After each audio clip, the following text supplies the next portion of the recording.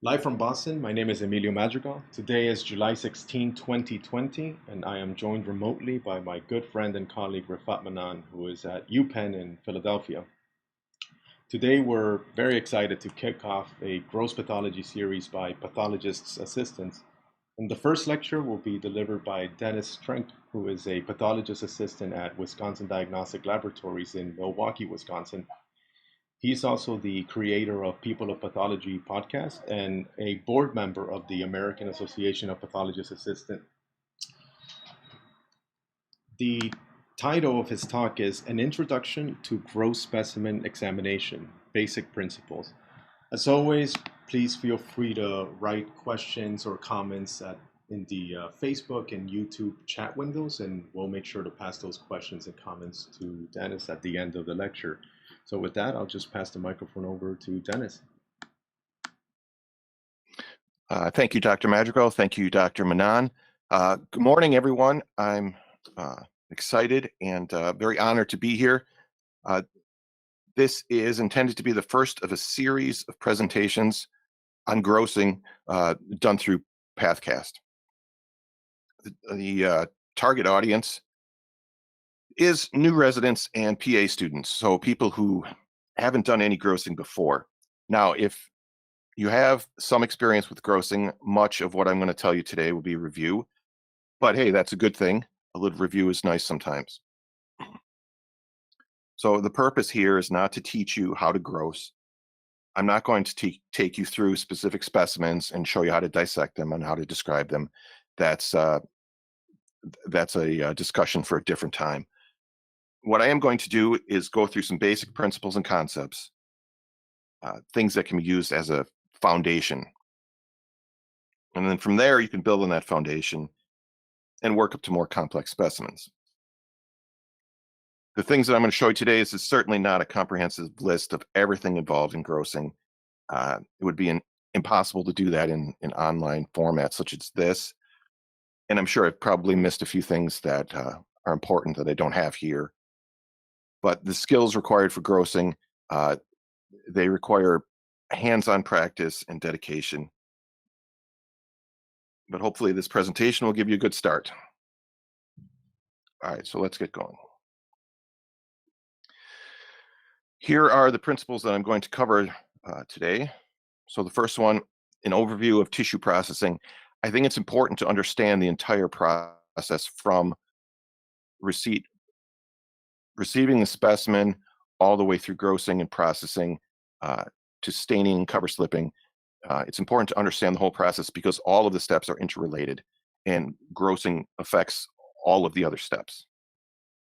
The next one, we're going to talk about the importance of accuracy and how to maintain accuracy and patient identification through the entire process.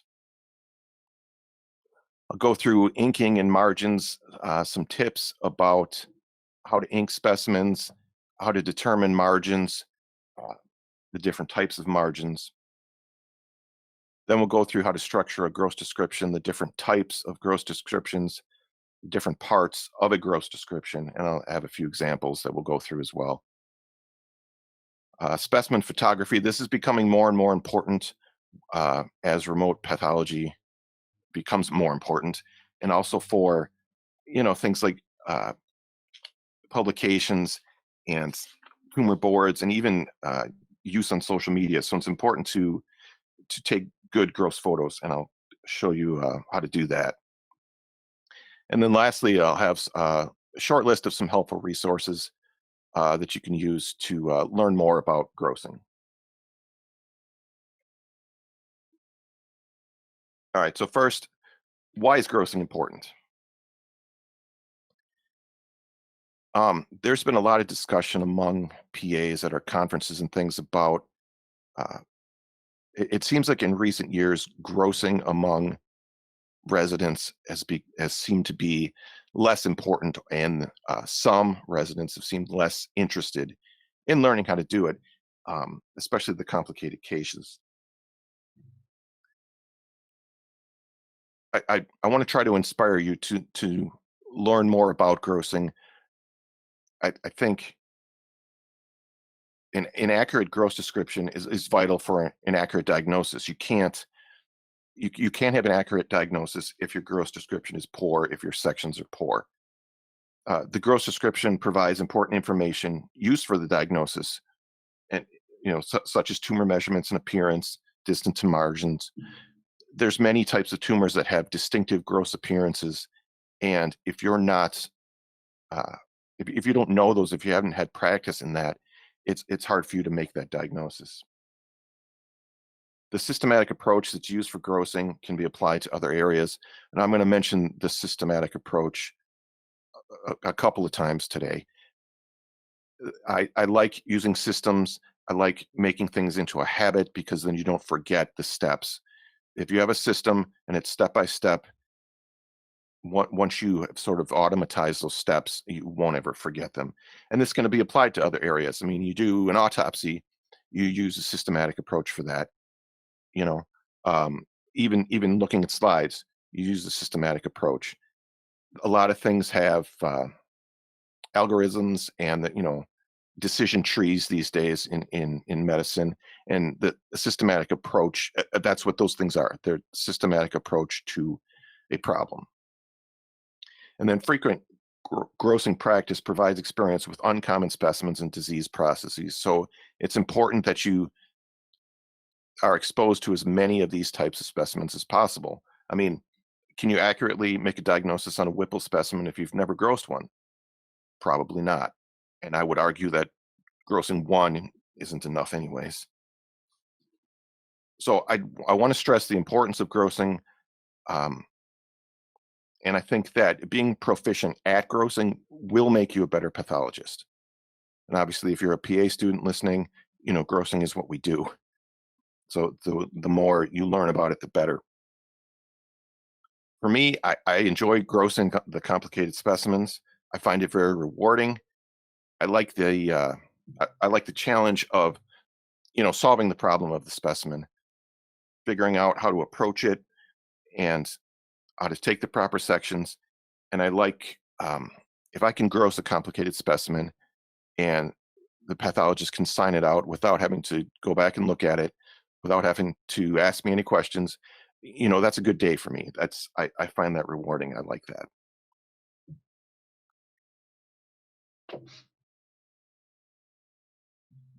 All right, so let's go through an overview of tissue processing. All right, you have to understand grossing is only one step of the process.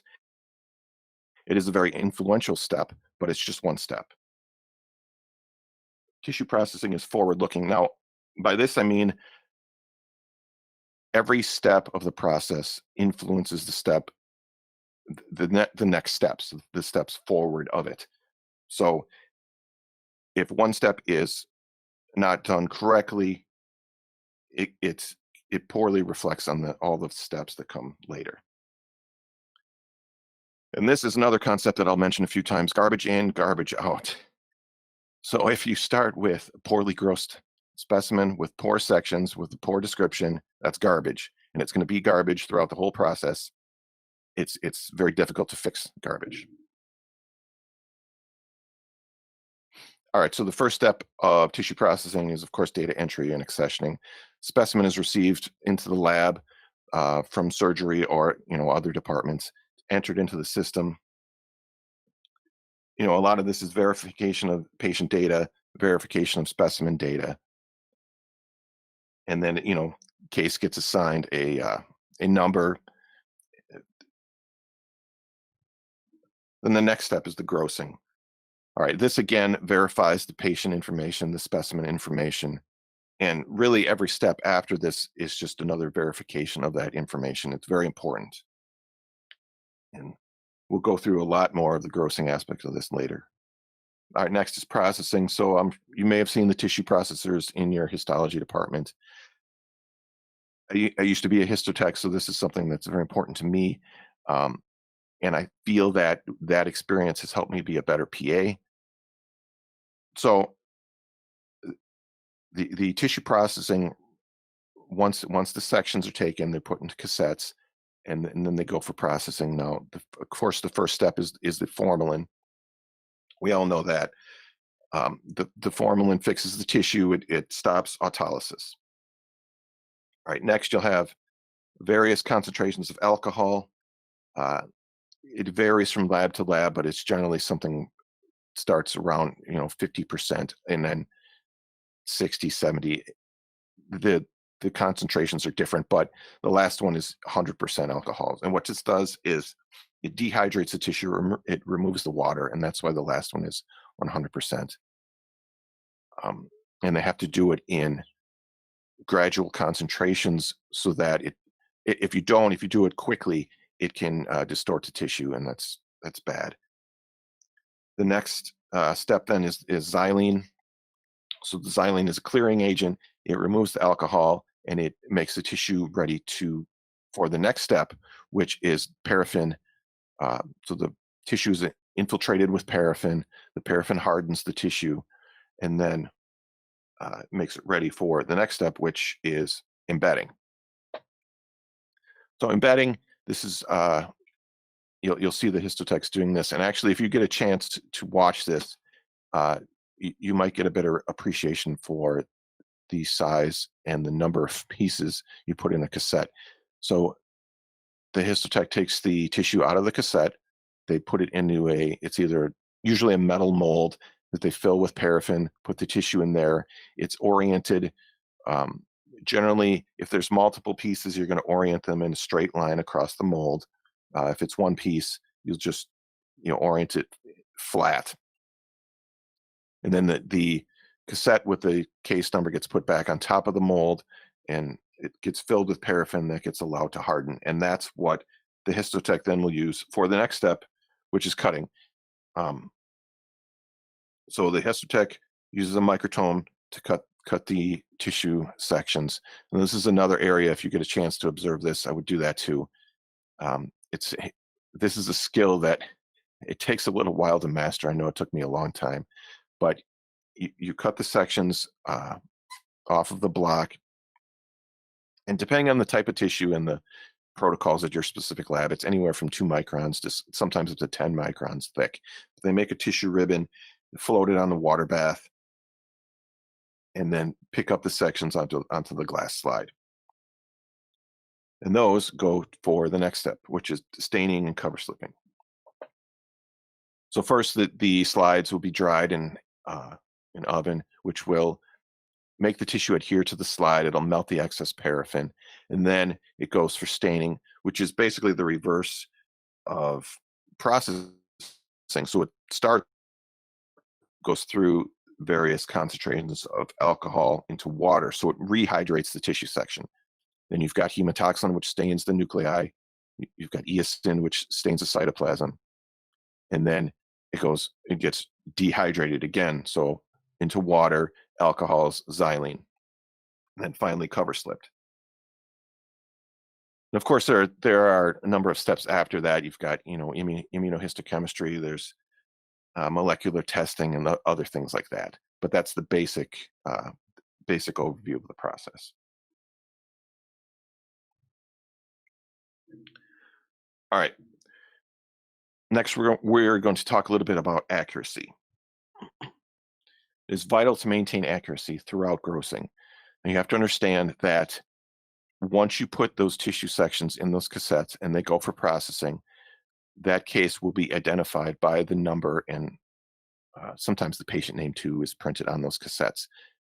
So if you put the tissue in the wrong cassettes or in the wrong order of cassettes, that's going to be confuse the entire rest of the process. So again, develop a systematic approach to verifying patient information. You want to check the requisition, check the specimen containers, check all the cassettes, all of the cassettes, because sometimes you might get one from a different case stuck in there. So you want to develop just a way to do this. So for me, I look at the requisition, check the patient information, put that aside, look at all the specimen containers, and then look at all the cassettes. So it's boom, boom, boom, and then I'm ready to go.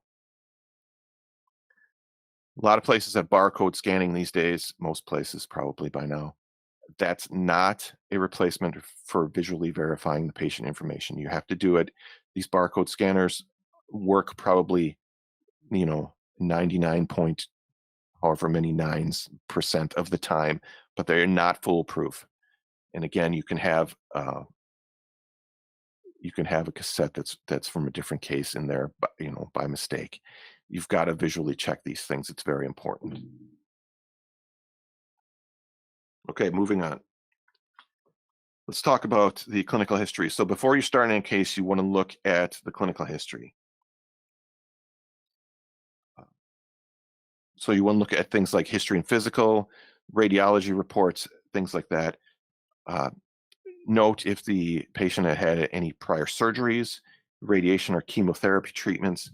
Now, this is important because prior treatments, they can affect the size of the tumor, they can affect the appearance of the tumor. In some cases, if the tumor is very responsive to treatment, there might not be any lesion there for you to find, which is extremely frustrating. But it's good to know that beforehand. And then you can use all that information that you find from the patient clinical history to develop a plan. Uh, Look at your specimen, develop a plan of how you're going to approach it, including the necessary margins, the required sections. And then if you still need to ask some questions, maybe call the attending. You've got a few questions. What you can do is, instead of saying, "This is the specimen, what should I do?" You tell them, "Okay, this is the specimen. This is what I'm planning to do. What do you think of my plan?" It looks better for you. Uh, Makes you sound like you know what you're doing, and it's a good um, thought exercise, I think, to do mentally develop a plan of how to approach a specimen, because each specimen type, um, the details are going to be different, but you're going to approach them in the same way. So it's good to start thinking of that approach. Now, of course, after you get all that information, the clinical history is not a substitute for examining the specimen. Radiology, as much as it is advanced over the years, it's not foolproof. They can't see everything. Uh, so you've got to use your own eyes to examine the specimens. There may be unexpected findings. And I know if you ask any PA, they're going to tell you about the, hysterectomy for fibroids that had an endometrial cancer, or the dreaded morcellated uterus that had an endometrial cancer. The gallbladder for stones that had some kind of tumor in it, and of course, there's always the appendix. With the neuroendocrine tumor in the tip, that little yellow nodule that we like to find.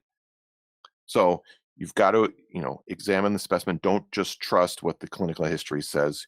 You've got to look for everything.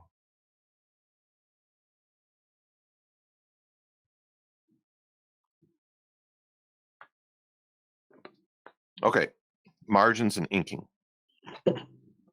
So just a little bit about this. The surgical resection margins are where the specimen was cut away from the remaining tissue. So the surgeon cuts out the tissue, and the margin is where that cut is. I don't think I worded this very well, but that's basically what it means. So a couple examples of surgical resection margins. When you get a segment of bowel, the proximal and distal resection margins, those are the surgical resection margins. And of course, you've also got mesenteric margin, depending on what portion of the bowel you're talking about. That's also a surgical resection margin. If you get a lung specimen that's like a wedge, so that's just a portion of a lobe, there's usually a staple line there. That's your surgical resection margin. And then like a skin excision for, say, a melanoma or something like that, the soft tissue margins are the resection margins. Both the deep and then the sort of the lateral aspects of the skin. Those are all surgical resection margins. Now, margins, depending on their locations, you can differentially ink them with different colors, and then those colors you'll be able to see them on the microscopic slide, and that will help you with orientation, and you'll be able to tell which margin the tumor approaches. So here's a couple examples of that. The photo on the right, I'm sorry, on the left, that's a cross section from a Whipple specimen, and you can't see it really well, but there at the top, it's inked blue, so that's your anterior surface. Down at the bottom, that's yellow, that's posterior, and then on the right, that's hard to see, but that's black, so that's the SMA margin. That's how we do it where I work. The right-hand specimen is a breast lumpectomy specimen, so we use 6 colors for that, and each color marks a different margin. So you've got medial is red, then at the bottom and lateral is orange, the right yellow, that's anterior, black is posterior, that's on the left-hand side, and then the top there surface, that's green, so that's inferior. And actually you can see on the green surface, you look really close, there's a little metal clip that marks the surface. So the way we get them, there's a clip on each surface that tells you which surface it is, and then you can just ink depending on which surface it is. So we've got this is our systematic approach to how we ink lumpectomy specimens. I'd recommend, if your facility doesn't have that, develop something like that so that every lumpectomy specimen is inked the same way. So each margin is assigned a color, and it's always inked that color. All right, here's a few tips on how to ink margins. Most of the time you're going to be using those cotton tip applicators. I like the ones that have, there's the cotton tip at one end, and then the handle, I guess, it's like a stick, a wooden stick. Sometimes you'll get the sort of double-ended applicators, which are fine, but I like the ones with the stick better. So you apply the ink to cover the surface, but you want to avoid carryover to other surfaces. So what that means is, don't use too much ink. This is something you'll have to practice with, because it's hard to know. Some of the inks are a little bit thicker than others. Blue and black, depending on the brand, seem to be a little bit more thin, so you'll have to use a little bit more of those, while green and orange, those seem to be really thick, especially green, so you'll just need a little bit. So you'll have to practice with that, and make sure your ink doesn't run over into areas you don't want. And then you'll blot off the excess ink with gauze or paper towel or something like that. But again, when you're doing that, make sure you're not getting it into surfaces that you don't want. And of course, make sure you don't get it on your gloves either. That's a real easy way to carry over ink to other surfaces. So just pay attention to that. Change your gloves if you have to. It's not a big deal that, use new gloves. I do that all the time.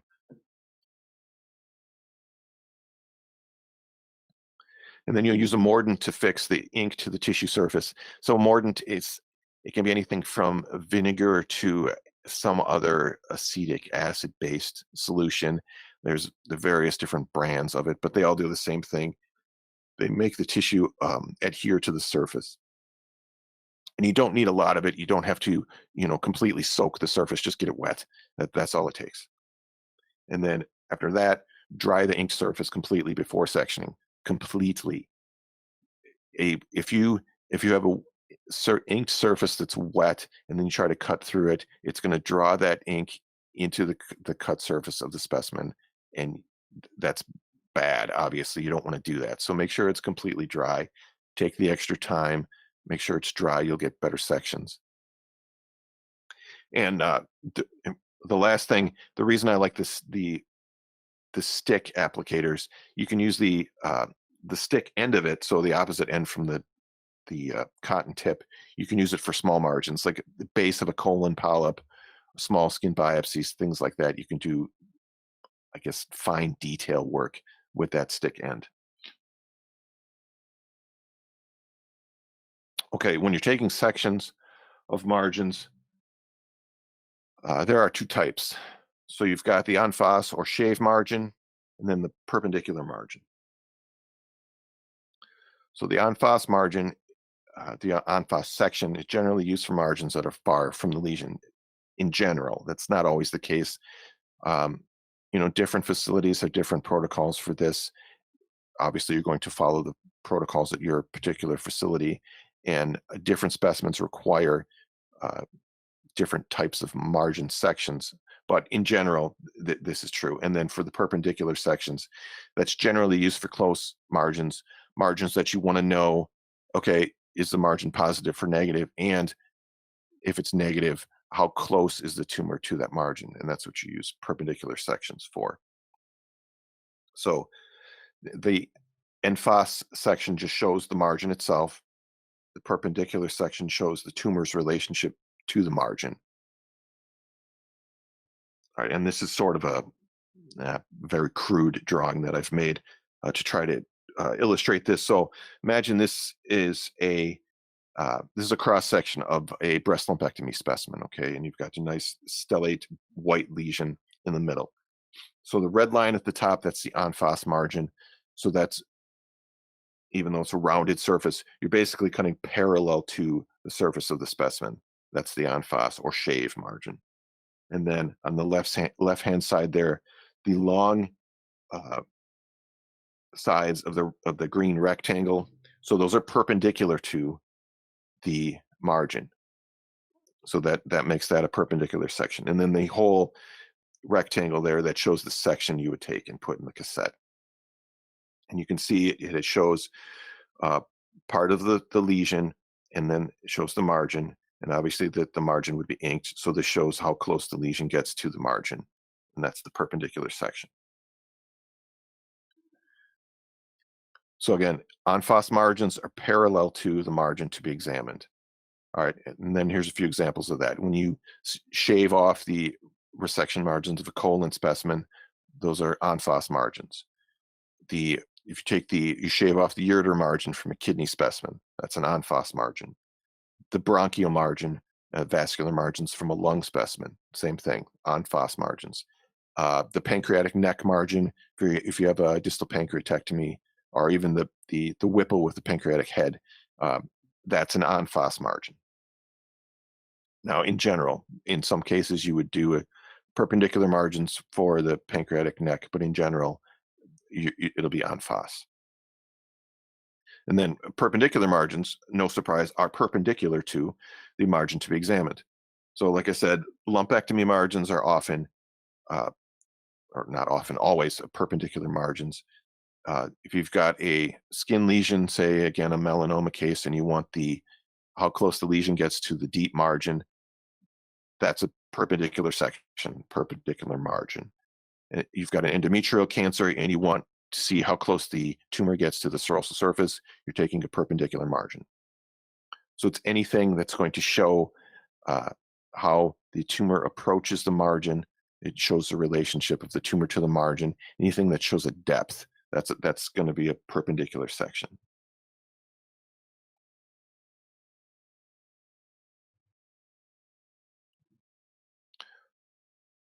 So the en face margin show if the margin is positive or negative.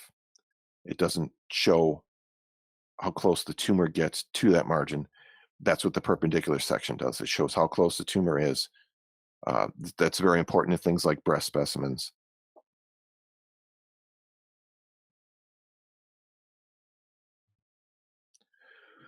Okay, size of sections. Now, if there is only one thing that you take away from this today, one thing that you learned from me this morning, please let it be this. The size and thickness of the section affects the processing, it affects the embedding, it affects the cutting, and it's going to affect the diagnosis. Remember, garbage in, garbage out. Make sure your sections are the proper size. The section should be 3 to 4 millimeters thick, and the section should not fill the cassette. All right, a lot of people say this section should be the size of a nickel. I don't really care for that sort of comparison because a nickel is round and it's not very often you're going to be taking a round section. So we're going to do this. That's the size of the section you should have. That's roughly 2 centimeters square. give or take. The exact measurement isn't important. What is you can see it doesn't fill a cassette, and it doesn't touch the sides. I'm sure I'm probably dating myself, but if you remember that the game Operation, where you have to take out the little plastic bones and things, don't touch the sides. It's the same thing here. Don't touch the sides.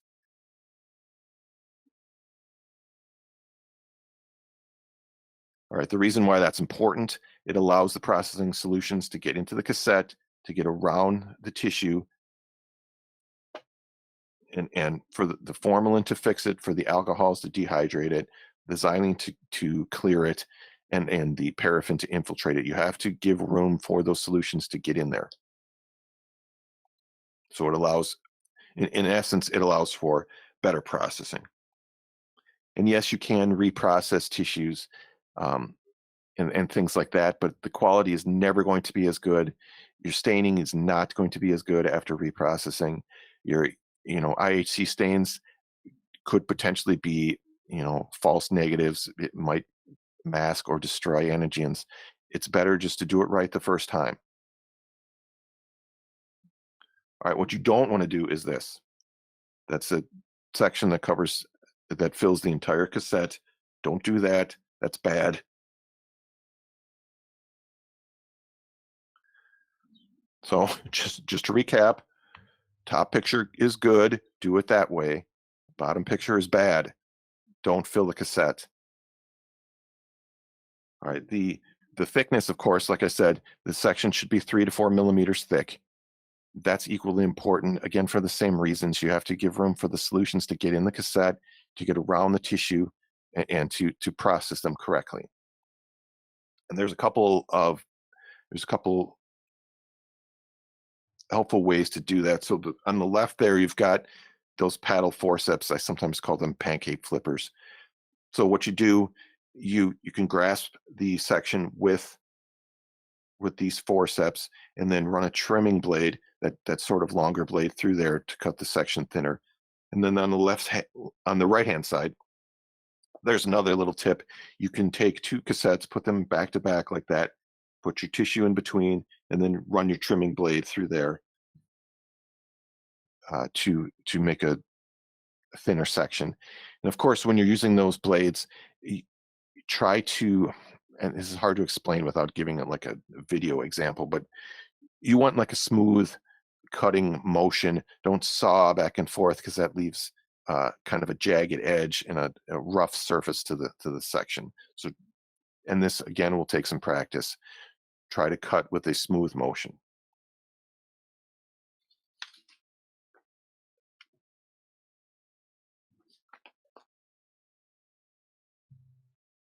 All right, moving on.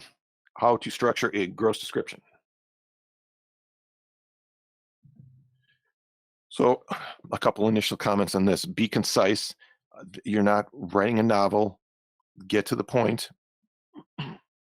Or as I like to say, use give the most amount of information in the least amount of words. That takes some practice, but you can do it. You have to remember that it's more than just the pathologist who will be reading the report. It'll be the surgeon's going to read it, the radiologist, the primary care physician, the oncologist. It's sometimes even the patient, actually. And then, of course, if the case is sent out for consultation, then the consulting pathologist will read the report as well. You want your gross description to be concise. You want the information to be easy to find. Nobody wants to be reading paragraph after paragraph after paragraph. That's a waste of time. And also remember this: the pathology report is part of the patient's permanent medical record. So when they have to go back to that case 10 years from now because some new molecular test came out, you've got to, they have to be able to look at that report, read the gross, and it still has to be adequate. And remember that of all the people that might be reading that report, only the pathologist has the opportunity to go back to the specimen if the gross is unclear. So for anyone else, they're entirely dependent on the gross description for an accurate description of that specimen. So again, use a systematic approach. And by this, I mean, and I think I mentioned this a little bit already, you want to do each type of specimen, you want to gross them the same way each time, obviously changing, the details depending on if there's a tumor, the tumor location and size and things like that. But approach each type of specimen the same way each time. For example, you start with anterior and then posterior. You do that always the same way every time. For me, I do right and then left. Some people do left and then right, but whichever way you do it, always do it that way. Okay, this helps to automatize it. It builds it as a habit, and that's the way you're going to build speed. And then also, depending on if you have transcriptionists or you have voice recognition dictation software, inevitably there'll be mistakes, typos, blanks in the gross, and it'll be easier for you to figure out if it's a specimen from a couple of days ago, what was it that you tried to say, if you know your systematic approach. You'll be better. It'll be easier to fill in those blanks.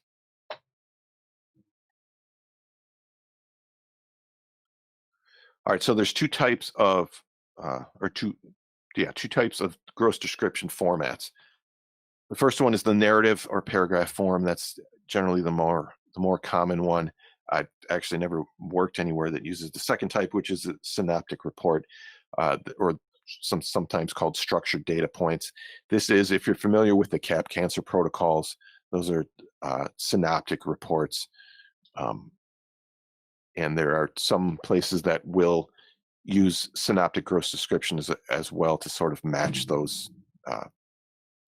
the CAP protocols.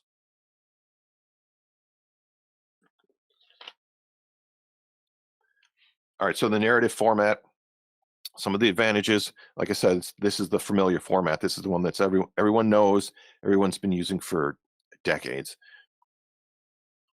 So it's recognizable. It is more descriptive because it's because it's narrative, because you can use as many words as you feel like.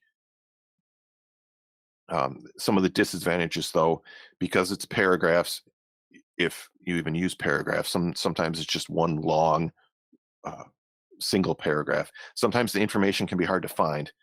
And then also it's not standardized, meaning each person who does grossing, whether it's multiple PAs, multiple residents, whatever, they might have a different way they word things, which can be confusing if one pathologist is receiving multiple gross descriptions from different people that are worded in different ways. The synoptic format, some of the advantages of that, because it's a list format, the specific data points can be easily located, which is nice. It is standardized, so you're just filling in the blanks. So you have sort of canned comments of how you list things, and it's always the same way every time, regardless of who is doing the grossing. And of course, like I said, it's a similar format to the CAP cancer checklist. But the disadvantages of the synoptic format, it can be difficult to apply to complicated specimens if you've got some en bloc resection of a sarcoma with attached kidney and adrenal gland and bowel and various other structures. It doesn't always fit into a synoptic gross description format. And also, you don't really want to use that for really simple specimens like something like a gallbladder or an appendix. That's generally better in a narrative format. And then because it is just a fill in the blank list form, it's not as descriptive, and that might be inadequate for some types of cases too. I'm not really going to give any examples of the synoptic format, but just sort of this general idea of what it is. But we will go into more about the narrative gross description here. So these are the basic parts of the narrative gross description. So it starts with, I'm calling it an introduction. So this is how the specimen is labeled, how it is received. Where I work, we just give, as far as how it's labeled, we just say the it's labeled uterus and cervix, or it's labeled, right chest wall or something like that. Some places will have you say what the specimen is, the patient name, the medical record number. Obviously, you're going to do it however your facility does it. And then as far as how it's received, is it received fresh? Uh, we often say fresh and then transfer to formalin. Sometimes if you receive it from a clinic or whatever, it's received in formalin. Sometimes you'll get specimens received in different types of solutions, Booins, or occasionally alcohol, glutaraldehyde, things like that. All right, then the next part, you so you list what is received. List the organs or the tissues that make up the specimen, and then here's your systematic approach. So you start from the outside of the specimen, describe the external surfaces. Generally, you want to start with the abnormal things first, and then the normal. And then the next step is to ink and section as necessary. Remember, ink first, ink before you section. Once you've sectioned the specimen, it's pretty difficult to realize you need to ink it, or you needed to ink it, and then try to go back and do that without carrying over any ink onto the cut surfaces. So if you have to ink a specimen, do it before you cut it. And then you'll describe the internal or the cut surfaces. So internal surfaces if it's a hollow organ, the cut surfaces if it's solid. And again, start with the abnormal structures or features first, and then the normal. And at the end, you've got a cassette designation or a cassette summary, and it just tells what sections you've put in each cassette. And you want to remember to always include, are they representative sections, or is the specimen entirely submitted? This is important. If the pathologist wants to, say they need more information or something, they want more tissue submitted, they need to know, is there any left?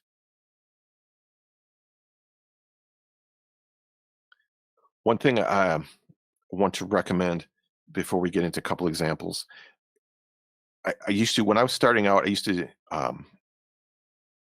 if there was a specimen I knew I was getting the next day, or it came in late and I knew I had to do it the following morning, what I would do is I would write out sort of practice gross descriptions. So just kind of make up um, the weights and the measurements and the tumor size and things like that, just as an exercise to get my mind thinking in what type of information I would need to have, what type of margins I would need to look for, what type of sections I would need to take, things like that. And I recommend doing that. If you come into the lab and you're the resident that's grossing the next day, and you see there's a Whipple specimen, say, that you're going to be doing the following day, go home and look at your books and whatever, read a little bit about how to do a Whipple specimen, and then kind of write out, and it doesn't have to be very detailed, and come up with sort of an outline of a gross description. It's a good exercise to do, and it will help you automatize that way of thinking. All right, so here's an example of a narrative gross description. This is a simple one. It's a gallbladder. So you can see the first sentence that, it says what the specimen is labeled. And then this one, like I said, where I work, we receive them fresh and transferred to formalin. So you've got what the specimen was labeled, how it was received. And then the measurements, I talk about the serosa.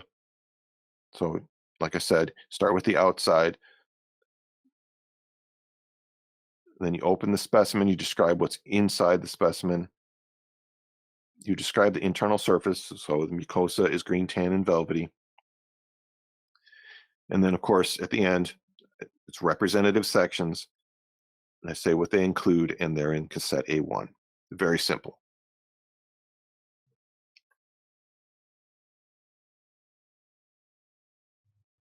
All right, here's one. This is a little bit more complicated. So this is a lung wedge resection, but again, it starts the same way. So it says what the specimen was labeled, how it was received. Now this one, you'll notice there's a parenchymal stapled margin, and like I said, you remove those margins. That's you're going to ink that one. So we ink them orange. All right. I talk about the tumor there, what color it is, what size it is.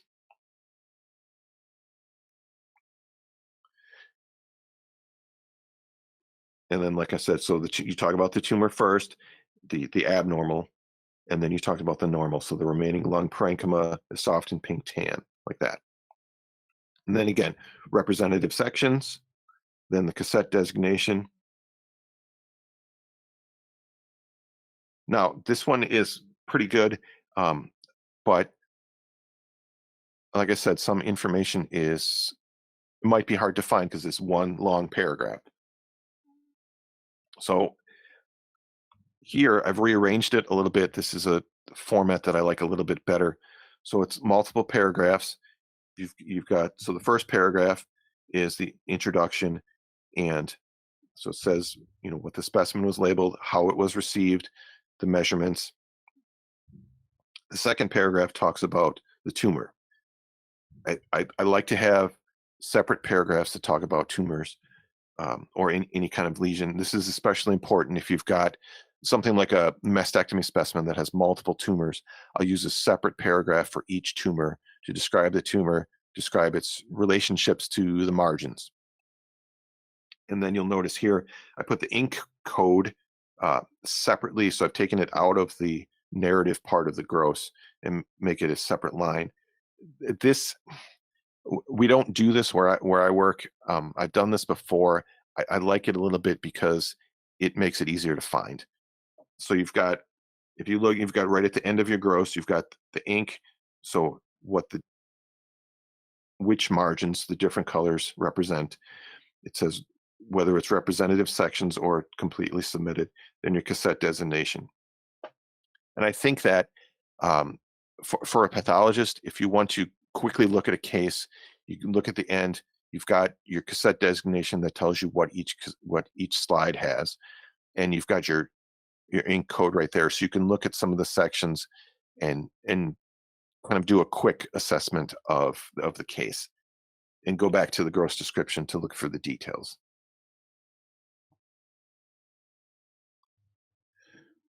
All right, and so here's some of the things I've said. Use a separate paragraph to describe the lesion, which that's important. It makes that information easy to find. It's often the most important information in the gross description.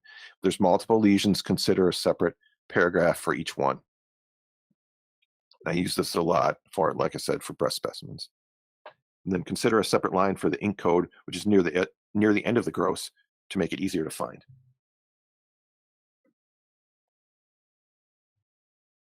All right, here are some don'ts.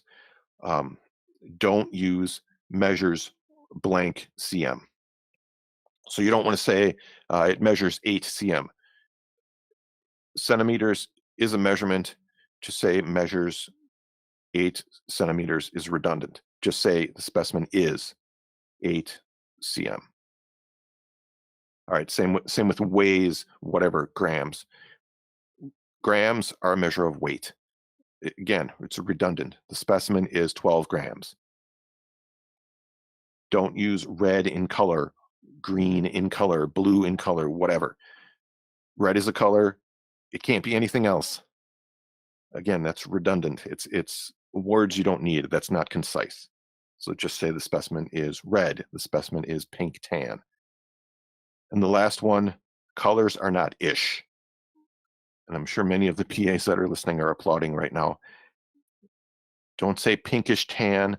Don't say reddish brown.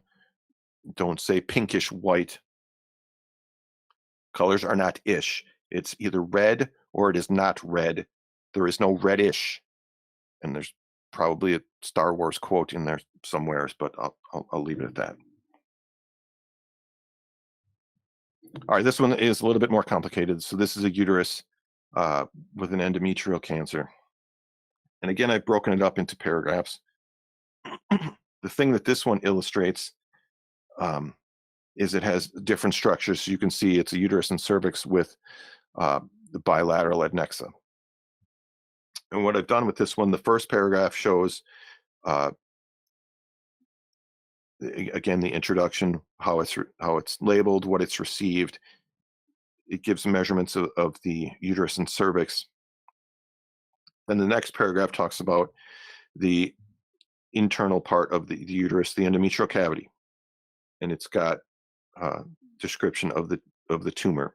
So again, separate paragraph for the tumor or the lesion. And the reason I wanted to show this one, you've got separate paragraphs for each structure. So the first two paragraphs talk about the uterus. Really, the first paragraph talks about the uterus. The second one talks about the endometrium and the tumor. And you've got a separate paragraph for the right adnexa, separate paragraph for the left adnexa. And you can do this with other specimens that have multiple organs or multiple parts attached to them. And again, the reason for that is it makes it easier to find. This one is a little bit longer, so I had to put the ink or I put the cassette designation on a separate slide. But you can see for here, I want to point out the systematic approach. So A1, A2, it's right, then left. 3 and 4, anterior, then posterior. 5 and 6 is anterior, then posterior. This is the way I always do it every time. So every time I do an endometrial cancer case, those first 6 cassettes are the same. Right, left, anterior, posterior. I do it that way every time, so I never forget to take those sections. And then if you go down to the end, I always do right ovary and right fallopian tube, then left ovary and left fallopian tube. You can do it the other way if you want. If you want to do left and the right, that's fine, but always do it the same way every time.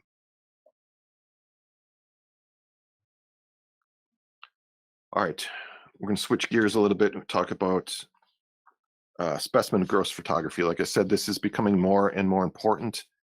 You need to have good gross photos for things like tumor boards, for publications, and actually these days social media, a lot of people post gross photos and microscopic photos on things like Twitter these days. So it's important to have good photos because these are good learning opportunities. So a couple of general principles about gross photography. So the background should be a solid color and clean. Place I used to work, we did a lot of gross photos of placentas, and it was tough to have a clean background because there's often, blood attached, and there's nothing worse than having your gross photo sort of ruined by a bloody. All right, same thing. The specimen should be clean and dry. Again, with the placentas, that was tough. If you had the fetal surface, say, obscured by blood or something, inevitably that was the exact feature that you wanted to show that was obscured. The light would catch, if the surface wasn't dry, the light would catch that, it would obscure the feature, and it was annoying. So also adequate lighting is important. There are, you can use programs to change the lighting of a gross photo and make it brighter and things like that, but it never looks as good. Try to have your photo set up, have adequate lighting. And you always want to include a ruler, so it gives the scale of the specimen. You can tell how big it is. So you want to center the specimen in the frame. Zoom in as far as possible while still including the entire specimen. So you want to have a bit of the background all the way around the specimen. And try not to cut off any of it.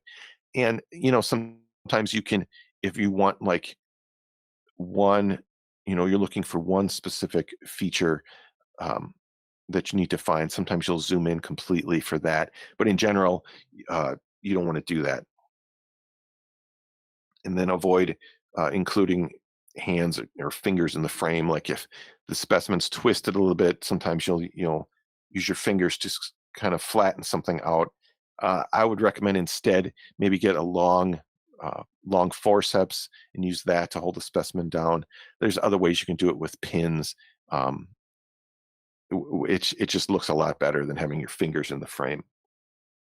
All right, let's go through a couple examples of good gross photography. And these, the good ones anyways, I got these from Corey Nash. Corey is another PA. He's very active on Pathology Twitter, and you can see his little handle there. I play with organs. So I'm using these with his permission. And actually, speaking of Pathology Twitter, if you're not on Twitter, you're missing out on a lot of learning opportunities. It's a huge community. You can interact with pathologists, PAs, lab personnel from all over the world. I've been active on there for the last 2 or 3 years. It's I've really learned a lot, and like I said, it's people all over the world.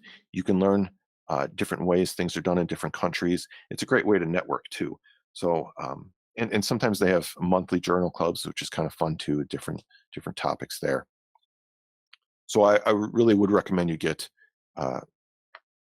If you don't have a Twitter account, get one and start getting involved in Pathology Twitter.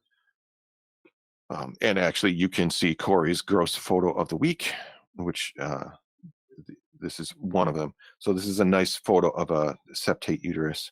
And you can see clean background, specimen is centered in the frame, yet it's zoomed in enough. You've got the ruler at the bottom, it's well lit, good photo. All right, here's another one, a mandible. Again, clean background, centered specimen in the frame. It's zoomed in, and the ruler's there. All right, here's another one. This is a cut surface of the liver with a nodule. Same thing, well lit, clean background, clean specimen, centered, the ruler. It's great. Now, here's an example of what not to do. So you've got bloody background. You've got, not only is the specimen not centered, it's partially cut off. The lighting is, I guess, okay. It's a little bit blurry. And then you can see on the left-hand side, the, gloved fingers in the frame. This is it seems like this would have been a very interesting specimen, but it's a very poor photo. All right, now the last area we're going to cover here are some helpful resources to help you as you're learning how to do grossing.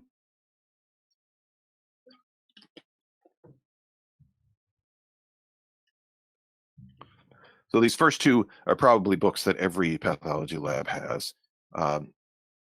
The surgical pathology dissection and then the manual of surgical pathology. Now the first one I think is a little bit more basic. It's got pictures, so I would start with that one if you're brand new to grossing. And of course, you've got Dr. Rubin there. He's one of the authors, so the pancreas section is going to be really good. The strength of that book is the photos, I think. The next one, the Lester Manual of Surgical Pathology, that one's really good too. It's got sample gross descriptions. It's got a little bit more background on types of specimens, a little bit more about the staging. The thing with both of those books is they're something like 10 years old, I think, the latest editions, but still pretty relevant. The next one, the Gross Pathology Handbook, A Guide to Descriptive Terms. This one is, I like this book because it's basically a glossary of descriptive terms. And so you can learn some new words, and I was able to use some of these to replace, instead of a long description of what something looks like, there's generally 1 or 2 words that you can use to do that. So it's more concise. So that's a good reference book too. Of course, there's a CAP, Cancer Protocols, and they don't have a lot about grossing, but the strength of these is you can look at them and look at the checklists and the information that's needed to sign out a cancer case, then you know that's the information you need to provide in your sections and in your gross description. So it's a good idea to, if you've got a cancer risk section, it's a good idea to review the checklist to make sure you're not missing anything. All right, here's another resource that I really wanted to talk about. This is the AAPA Grossing Guidelines. Now you can go to the AAPA website. It's there at the top, pathassist.org. Click on the Grossing Guidelines tab, and then this is available for free for pathologist assistants, residents, and pathologists. It's for free for the AAPA members, but also you see at the right-hand side, the lab guest. You can register to get access to these for free. So what we've done with the grossing guidelines, these are largely based on the CAP cancer protocols. I say we, I had a sort of a small part in these. There were a lot of other people that did a lot of work on these. So what we've done is we've taken the information from the CAP cancer protocols and just distilled out the grossing part of it, and then elaborated on those things. And you can see at the top, it's got all of the specimen categories. They're basically the same categories that the CAP cancer protocols have. Okay, so here are some of the things about the AAPA grossing guidelines. So it discusses the T, N, and M classifications as they apply to grossing, and only as they apply to grossings. There's separate sections for each of these. Obviously, for the grossing, your T category is going to be the biggest one, but it goes through everything. It clarifies ambiguous terminology. So if there's two terms that or more than two terms that talk about the same, or that refer to the same margin or the same structure, things like that, you'll have a section in each protocol that clarifies what those are. Example of that is, the radials or circumferential margin in a rectal cancer. Those both basically mean the same thing, and that's explained in that section of these protocols. There are sections about obtaining tissue for molecular testing, frozen sections, other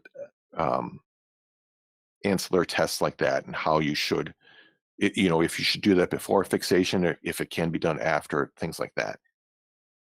And then one of the really biggest strengths, I think, of the grossing guidelines is the high quality illustrations, and they show the different types of tumors staging in the different specimens. We've had these professionally done. They're really, like I said, they're high quality, and they're very helpful.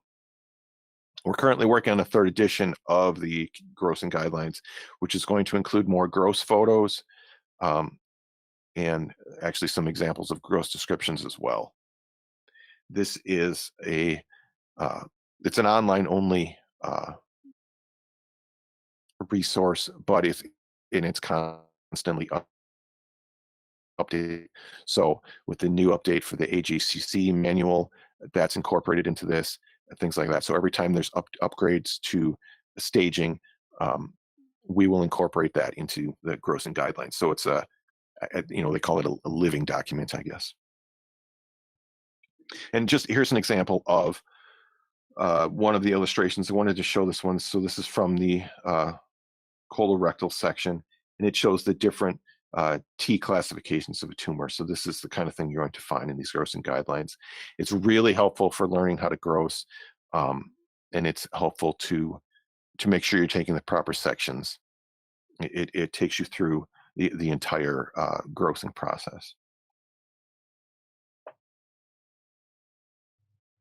All right, and then the very last thing I wanted to mention, as Dr. Madrigal said at the beginning, I have a podcast. It's called the People of Pathology Podcast. It's a weekly podcast where I interview various people in pathology, laboratory medicine, forensic medicine. So it's an interview style podcast. So if you like the sound of my voice for whatever reason, I invite you to check out the podcast. There's on the left there, you can see how to how to find it, how to subscribe. And one of the episodes you should definitely check out is from June 1st. I actually interviewed Dr. Madrigal and Dr. Manan, the creators and hosts of Pathcast, and we had a really fun conversation about how they created this thing, how they put it together, and what they're trying to do with it. So with that, thanks for listening, and I hope this was educational for you. I hope you learned a lot. Thank you so much, Dennis. This was an awesome lecture, and which was so much needed at the beginning of the academic year, as we have so many new trainees all over the country. And I'm sure people from across the world who have tuned in, they are also benefited from it. So let us have a few questions quickly so that I could see online. So one question that I see from Jennifer: what is the best way to take a radial or circumferential margin? Is it unfast or perpendicular? My opinion would be perpendicular. I don't like en-face margins for a lot of things, but I think perpendicular is better in that respect because it'll tell you how close the tumor gets to that margin, and you can, if that distance is larger than the size of one cassette, you can take the entire distance and divide it into 2 cassettes. As long as you designate that in the cassette summary that that's what you did. So the next question is from Ambarish in India. So the question is, what is your protocol for processing endoscopic biopsy to get the best orientation? I think orientation is often a problem in endoscopic biopsies, right? Right. Is that like small specimens? I think he's talking about small specimens, right? Endoscopic biopsy specimens, how to orient them. Okay, you can, they make these little sponges that you can put in the cassettes so that you can put, it holds the tissue in place. So the way you put it in the cassette, it stays that way. And then when the histotech goes to embed it, they'll take it out and then embed it in the mold exactly the way you put it in the cassette. So you can actually orient it at the time of grossing. I hope that answers that question. I think that's good. So the next question is from Lee. The question is, sorry, would really aim for sections 2 to 3. This is rather a comment. 2 to 3 millimeter thick. 4 millimeter is a challenge for fixation in fatty tissues. So there's another question. So should I take unfast margin from colonic margin, which is 4 to 5 centimeter away from the tumor? Yeah, I would say yes for that. For generally with colon tumor specimens, if the tumor is more than a couple centimeters away from the margin, you should do an en-face margin. If it's closer, I would say do a perpendicular one. Like say if you can get the tumor to the margin in a single section, in a single cassette, do a perpendicular section, but otherwise I would do it en-face. There's actually a question from on Facebook. We've had several questions asking about this. This one in particular is from Farida Arjuman, and they're basically asking about what the protocol is for grossing during the COVID pandemic. I mean, I'm sure that's a lecture in itself, but if you have some comments about that. Right. We have, for us, you know, of course, everybody's wearing a mask all day, every day now, just a surgical mask. But certain specimens, if you typically gross them fresh, I would definitely wear an N95 mask for that, whether they're, whether they've been COVID tested or not. And we went for a while, we just started every single lung specimen, we would fix it for at least 24 hours before grossing it.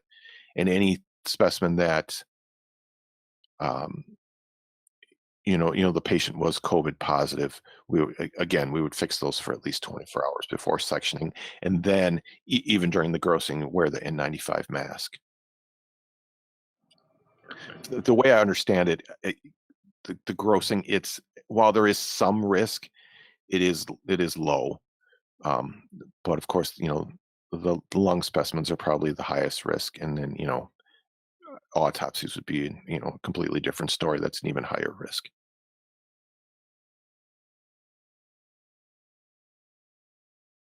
Right. There is a question from Menes that what would you suggest as the best method to get maximum yield for lymph nodes in grossing? The best what was it? The best what? Best way, like what is the Okay. best way for you to get the maximum yield? Well, they make some chemical clearing agents for this, which we don't use where I work, but that's one thing you can do. It's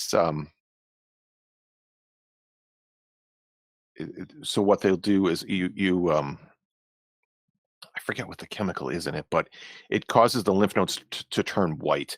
So it's take the specimen, whatever it is, and probably put it in the solution overnight. And there's a few different ones. The one that I have some experience with, it was called Dissect Aid. I think it's acetic acid that's in these that turns the lymph nodes white, so it makes them easier to find. You can find like the 1 millimeter lymph nodes. So that's one way. A lot of people think that's cheating, though. Basically, you just have to go through the fat and just press it out, and just feel for lymph nodes, anything that's firm, and submit that. And that's a skill you have to develop. You have to, I don't know, your fingers get used to what they feel like. So that's something you need a lot of practice with that. But I would say, yeah, just press the fat out and feel for the lymph nodes.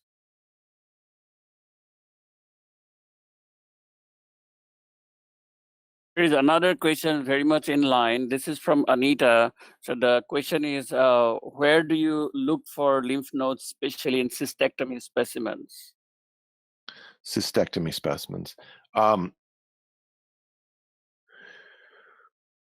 mean, you have to go through all of the attached fat. I think often on the lateral aspects is where you're going to find most of the lymph nodes, and they're really, there aren't many. Yeah, but I would say, yeah, like around the ureters and that sort of area, that's where you want to look. Right. There's another question that for new residents, would you recommend some tips and pitfalls while managing cancer specimens? So that's a very broad question, but you can go for it. Yeah, I mean, like I said, you should. I would make up some practice dictations and go through your grossing manuals, and try to write out a gross description, and and then, like I said, develop your plan and get the attending and go through it and things like that. Some of those specimens can be pretty tough to do, and they take a lot of practice.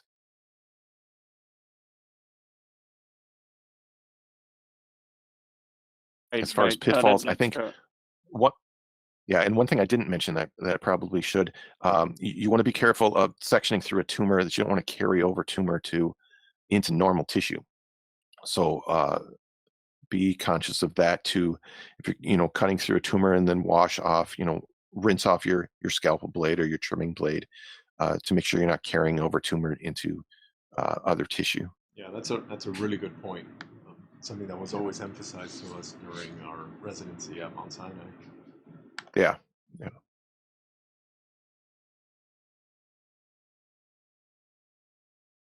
I think there are a lot more questions, so maybe for lack of time, we might not be able to answer all of them.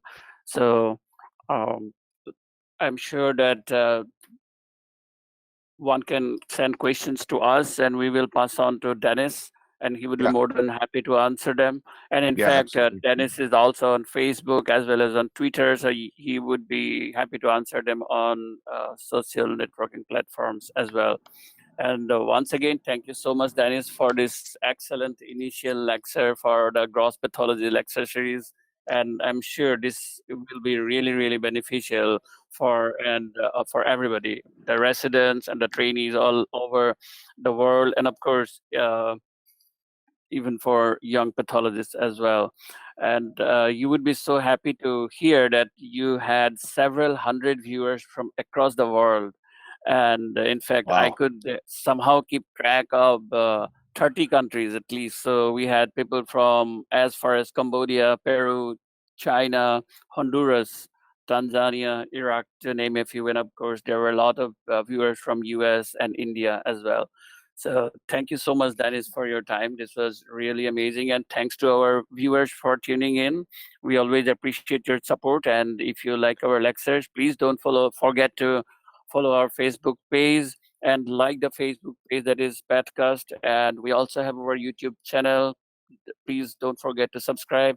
And we do have our newsletter, so please subscribe to our newsletter so that you can stay updated about all the upcoming Pathcast lectures. And in fact, our next lecture is coming up tomorrow, that is Friday at 8 a.m. Eastern time, and we will have a GI pathology lecture this time. And Dr. Daniela Allende will join from Cleveland Clinic, and her lecture will be on GI pathology. The topic is Go with the Flow, Selected Cases of GI Vascular Pathology. So we will see you soon, and we will continue with our gross pathology lecture series. So hope you all will tune in. And thank you again, Dennis, for this excellent elaboration on gross pathology. Thanks a lot. Thank you. This was a lot of fun. Thanks a lot. Thank you.